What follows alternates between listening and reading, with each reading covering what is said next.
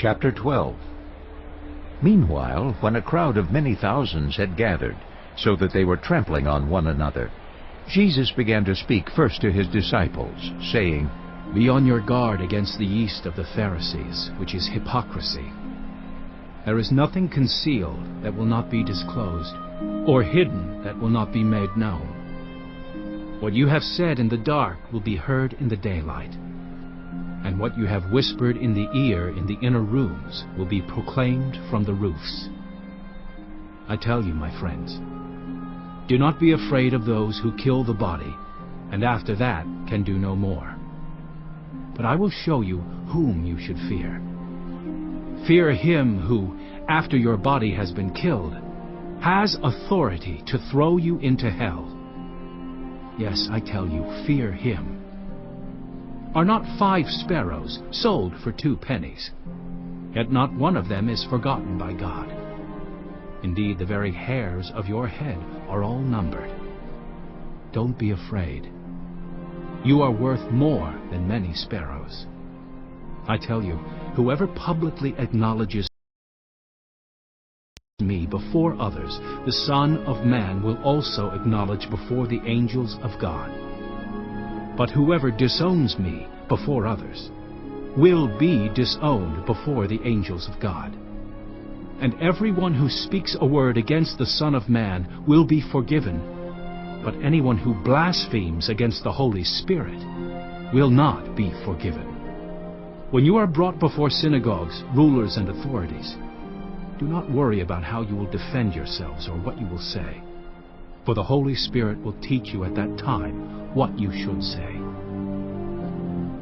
Someone in the crowd said to him, Teacher, tell my brother to divide the inheritance with me.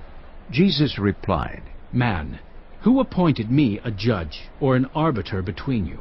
Then he said to them, Watch out. Be on your guard against all kinds of greed. Life does not consist in an abundance of possessions. And he told them this parable. The ground of a certain rich man yielded an abundant harvest. He thought to himself, What shall I do? I have no place to store my crops. Then he said, This is what I'll do. I will tear down my barns and build bigger ones, and there I will store my surplus grain. And I'll say to myself, You have plenty of grain laid up for many years. Take life easy, eat, drink, and be merry. But God said to him, You fool, this very night your life will be demanded from you. Then who will get what you have prepared for yourself? This is how it will be with whoever stores up things for themselves, but is not rich toward God. Then Jesus said to his disciples, Therefore I tell you, do not worry about your life, what you will eat, or about your body, what you will wear. For life is more than food, and the body more than clothes. Consider the ravens. They do not sow or reap. They have no storeroom or barn. Yet God feeds them. And how much more valuable you are than birds. Who of you, by worrying, can add a single hour to your life? Since you cannot do this very little thing, why do you worry about the rest? Consider how the wild flowers grow. They do not labor or spin. Yet I tell you, not even Solomon in all his splendor was dressed like one of these. If that is how God clothes the grass of the field, which is here today, and tomorrow is thrown into the fire, how much more will he clothe you, you of little faith? And do not set your heart on what you will eat or drink. Do not worry about it. For the pagan world runs after all such things, and your Father knows that you need them. But seek his kingdom, and these things will be given to you as well. Do not be afraid, little flock, for your Father has been pleased to give you the kingdom. Sell your possessions and give to the poor. Provide purses for yourselves that will not wear out, a treasure in heaven that will never fail, where no thief comes near and no moth destroys. For where your treasure is, there your heart will be also. Be dressed, ready for service, and keep your lamps burning, like servants waiting for their master to return from a wedding banquet, so that when he comes and knocks, they can immediately open the door for him. It will be good for those servants whose master finds them watching when he comes. Truly, I tell you, he will dress himself to serve, will have them recline at the table, and will come and wait on them. It will be good for those servants whose master finds them ready, even if he comes in the middle of the night or toward daybreak. But understand this: if the owner of the house had known at what hour the thief was coming, he would not have let his house be broken into. You also must be ready, because the Son of Man will come at an hour when you do not expect him. Peter asked, Lord, are you telling this parable to us or to everyone? The Lord answered, Who then is the faithful and wise manager, whom the master puts in charge of his servants to give them their food allowance at the proper time? It will be good for that servant whom the master finds doing so when he returns. Truly I tell you, he will put him in charge of all his possessions.